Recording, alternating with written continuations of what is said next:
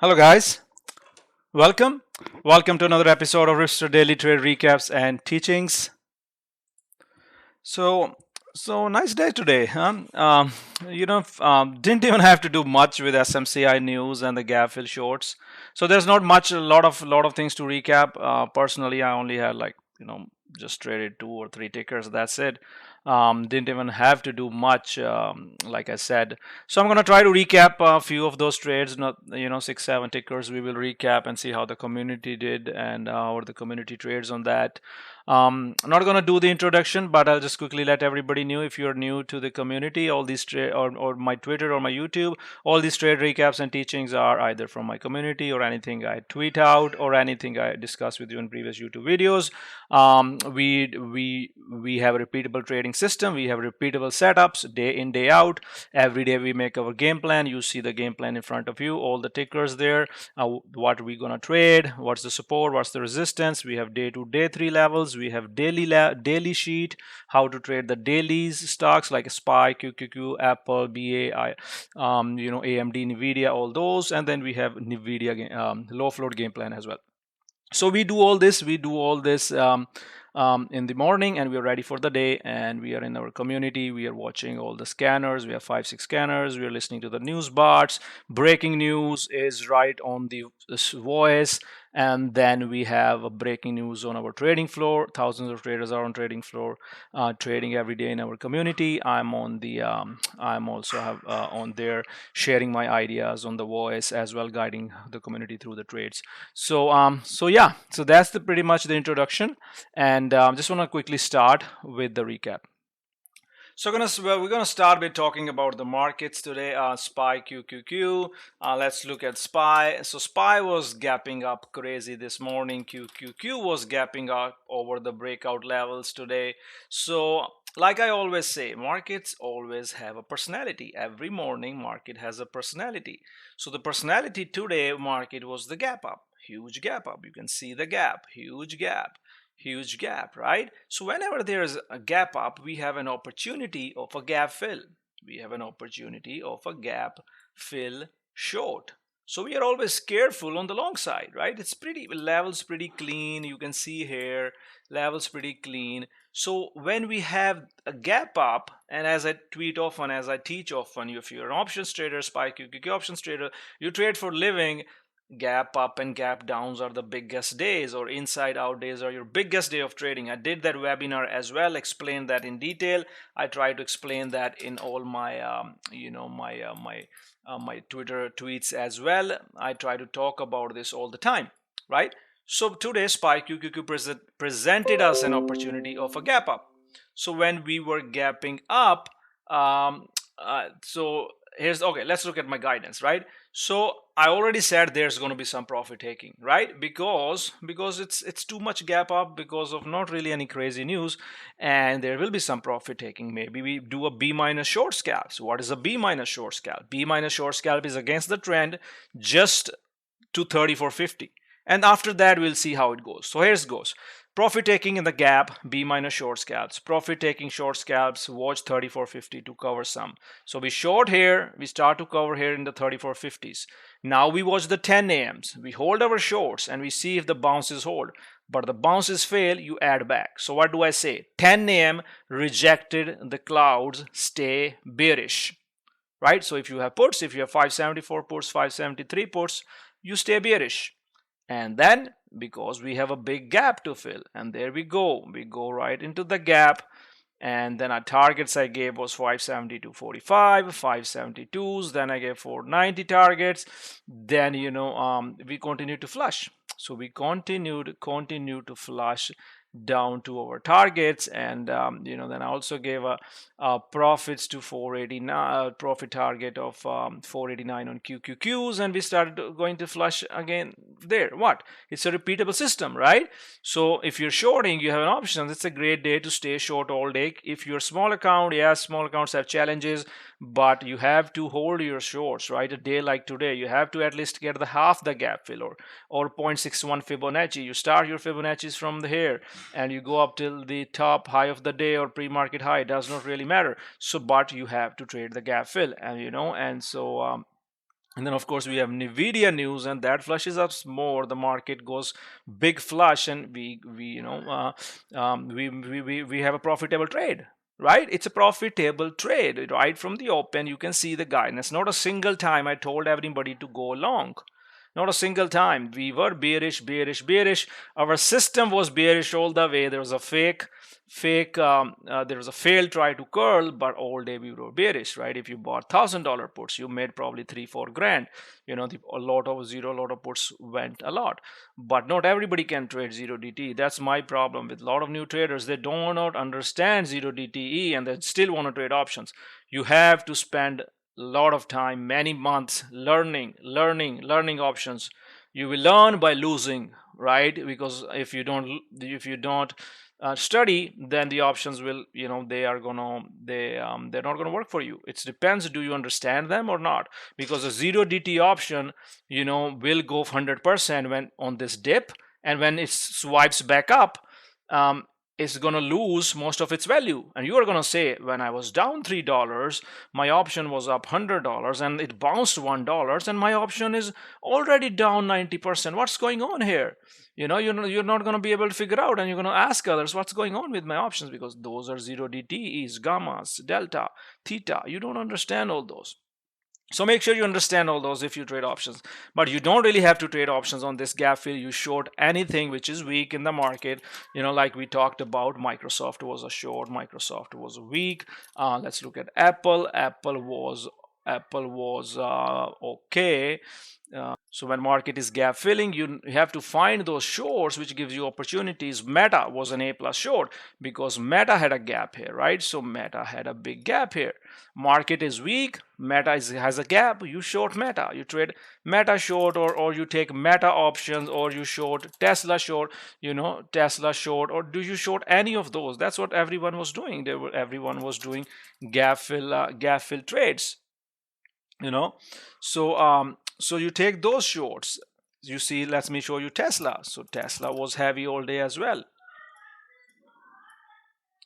So Tesla was heavy all day as well. You see Tesla breaking the Ripster 3450 clouds. It's a confirmed short, and when the QQQ takes a dump, so does Tesla. So there was no longs in Tesla today. When it's time to long, we long. There was no long in Tesla today. Because when market is gap filling, you need to find those opportunities. You go long on SOXL, the bearish. You go long on the bearish semiconductors. Semiconductors going down, SOXL is going up. You will go long on other leverage ETFs. QQQs goes down, QID goes up from 3540 all the way to 3640. It fills its gap up, right? This is a bearish market, QID. So that's how you capitalize on the gap fill. The days like today are the big opportunities for those gap fill trades. If you're not trading SPY QQQ, you can trade other of these stocks, and that's what I continuously teach. I continuously tell on the voice, on my YouTube recaps, on my Twitter.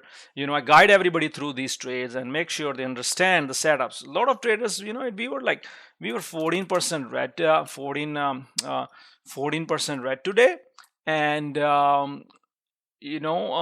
most of community was green. So because of this very reason, because we are executing repeatable setups and and our system is repeatable, and that's how the community was green, because we continuously we do not try to take random trades. If it's A plus setup, we take it. Today my whole point was the gap fill, even before SMCI news, and we're going to talk about it next. So gap fill, guys, remember, gap up fill, gap down fill are the big days to trade. You will not always fill the gap, mind you, but our system already told us that once we break this level, the chance of gap fill is high, the probability. So we do the probability. You break this level, chance of gap fill is a lot. So probability, once you break that, fill the gap, and if it even breaks under the gap, it's going to flush more, right? Same for Meta. So there is when there's a gap, you fill the gap. The probability, the game of probability, your system just needs to tell you there's a probability that we're going to go into the gap, and you take that trade, right? So that comes with the confidence. If I show you here, let me see if I can quickly show you. Yeah, here you go, right? So in the morning, I told everybody profit taking at open. If this breaks, we go into the gap. Watch the VIX strategy. I didn't even use VIX strategy. We could. And there you go. Step by step guidance, profit taking, stay bearish, next leg down. And boom, full gap fill. We got lucky with the SMCI news, but we were already short. So that's how you make consistent profits in the market. These are the days you make profit. That covers your 3-4 red days. One good green day will cover your red days if you, let's say, you have 1 or 2 bad red days, but days like today will cover that. So that's why you need to execute the days like today. Gap up days. Understand next time there's a gap up, like I said, not always we'll get the gap fill. I'm not saying it will be always, but when there's a probability, your system is giving you that signals that yes, we have chance to fall through the gap today. You take that chance, you find your risk, you execute your short puts, and if it's a gap down, gap up, if it's gap down and fill to the upside, you take that. Right? So that's how you do it. So that's how you do it. So that is very important. So let's go to the next one. All right, just talk about SMCI. So everybody knows that what's happened with SMCI, the news of DOJ investigation. So we were, like I said, we were already short on the market. We were already short on most of the names. Actually, we saw NVDA puts coming in right before the market, tanked. We saw we were breaking 1028. Right, so we were breaking these 512s, right? So both were 512 shorts. AMD was doing the same thing, so those were 512 shorts as well.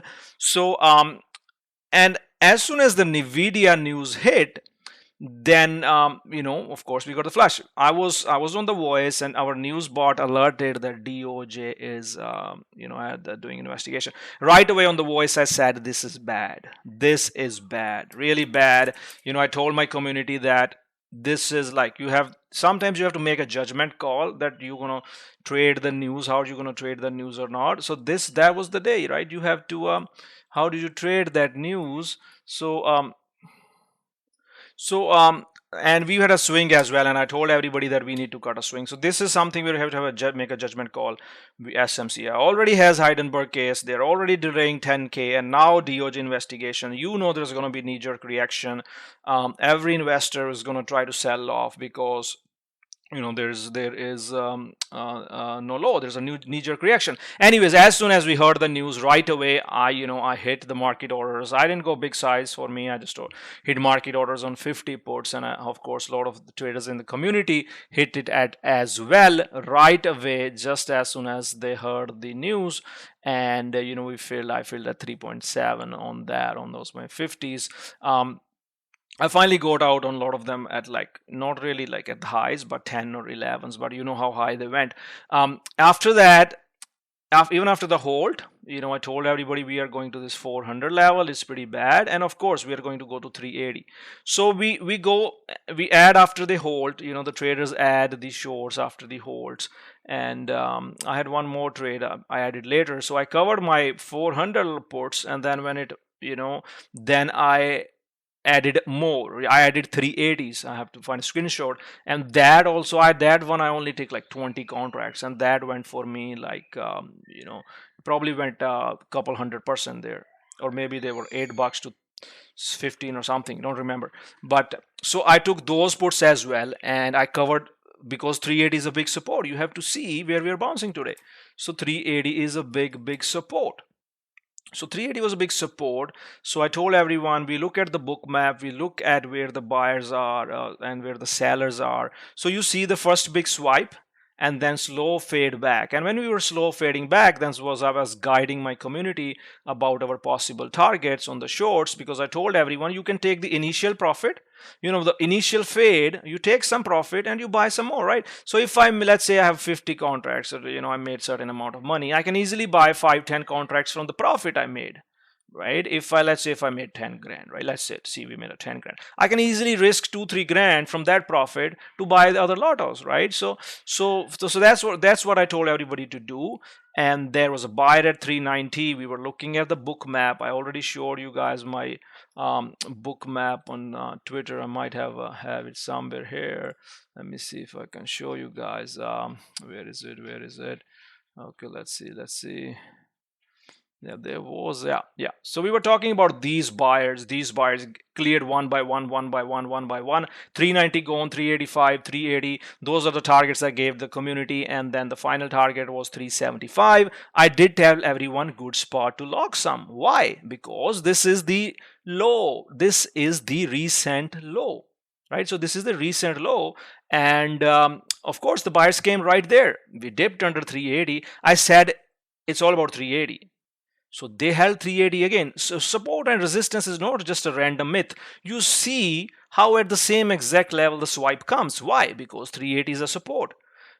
I talked about that 380 level. 380 was always my big target, right? And I said, and then we had some squeeze. We had that squeeze. There was this squeeze. I missed talking about this squeeze. So this squeeze we halted up, and it was not because of the news, because suddenly everybody started to cover. Everybody started to lock their profit because it's not because there are a lot of buyers here, because a lot of people started to cover right from the support, and that's why we saw the squeeze. And then we come back, and then finally there was a 512 curls on SMCI. That curl was right here, which I said 512 curls. I didn't play it, but I told the community there's a resistance at 400, 405, 4010, and we curled back there as well. So that was a decent curl if somebody played that. We did some NVDA, some QQQ curls in the community as well. So anyways, guys, so this was the whole SMCI trade, right? You don't have to FOMO. You have to make a judgment call how much size you want to add. You have to be fast. You have to be on top of the news. I tweeted the news as fast as I could. I traded as well, and I also guided my community through the SMCI short, and we had a huge day, right? It's part of the game. You have these big days. Nothing to get excited about. These are the opportunities we get. The market gives us those opportunities, and we want to capitalize on them. Decent day, so no pressure for tomorrow. Had a decent trading day today, because of SMCI. All right, let's discuss the next one. All right, we already talked about how AMD and with SMCI, NVDA were nice shorts. So those are the shorts that I gave the community when we were breaking down with SMCI. So you can see that NVIDIA was breaking the 512 right here, right? 512s. So they were the both shorts. So that's what I talked about, that they are both shorts. And then, because the system is short, gap fill that we just talked about.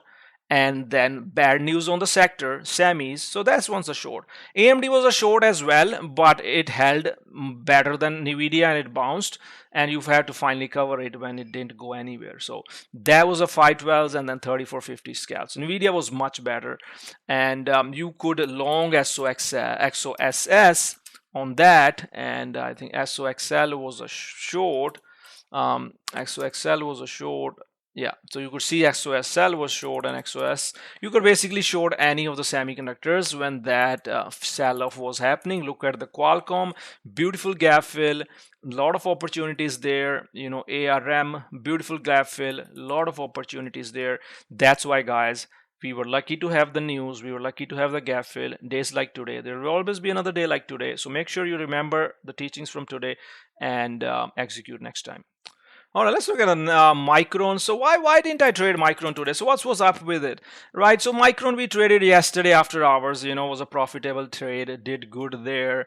But if we today this morning I'm not a big fan because when the stock is like this, I'm not a fan because I don't have a clear level to long from, and that's what happened. You see the amateur candle. Anybody who tried to long here, he got little destroyed. Yeah, we had a bounce from 3450. I personally gave the level, if you go to our game plan, I personally gave the level on MU as 109.37 and resistance as 113.23.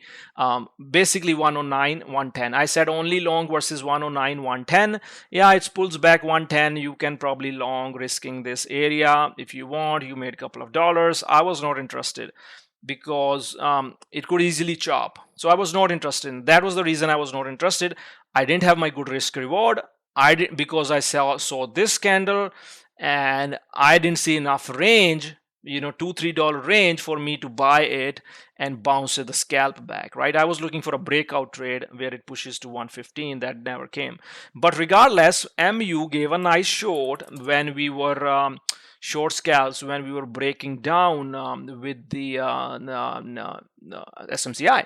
Right, 512s break and short was a nice fade and right into the support zone. So that was a nice midday short as well. So anyways, that just want to discuss. You don't have to long every gap up.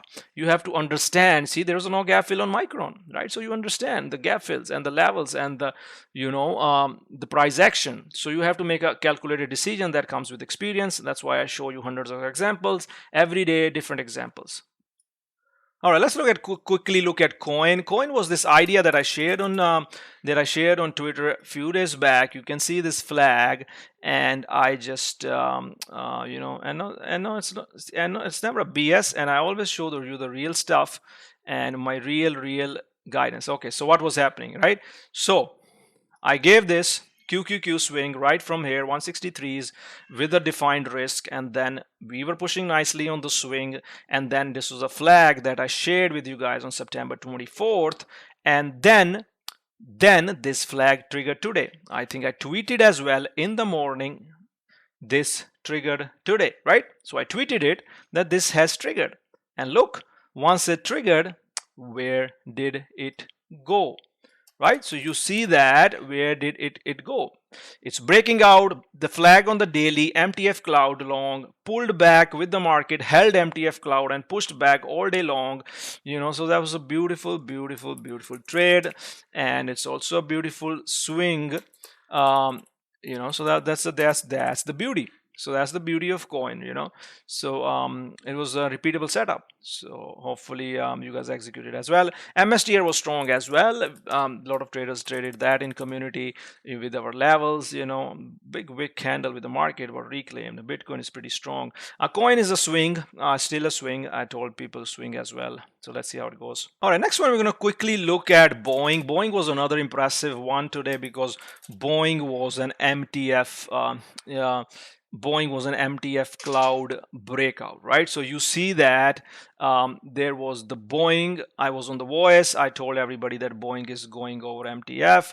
I think I might have that, right? Like a price alert on Boeing. Let me see. So yeah, so you can see Boeing MTF break. So that means it's MTF breakout, right? So that was a good long, beautiful MTF breakout all the way to 157. That was a good one in the community. So next one we're going to talk about was PDD. That was 2247. Oh, sorry, that's that's my timestamp. Anyways, so PDD, initially we broke 512s, right? In the morning, big gap up. So that was not the setup. 512 short. So initially it was a short, 512 short. So I told, you can see here 512 breaks. Great guidance by the tape in the community though. So that was okay. But later all the Chinese names started to curl. All the Chinese names started to curl. Baba started to curl. JD started to curl, you know, but PDD was the best curl out of everything.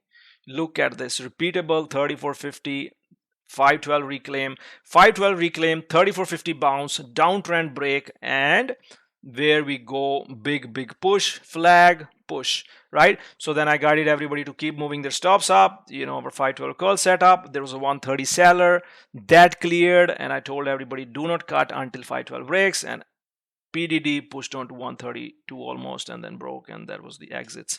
So beautiful midday setup. Like I said, there was not too much today, but a lot to learn on the gap up days. All right, take care and see you guys tomorrow.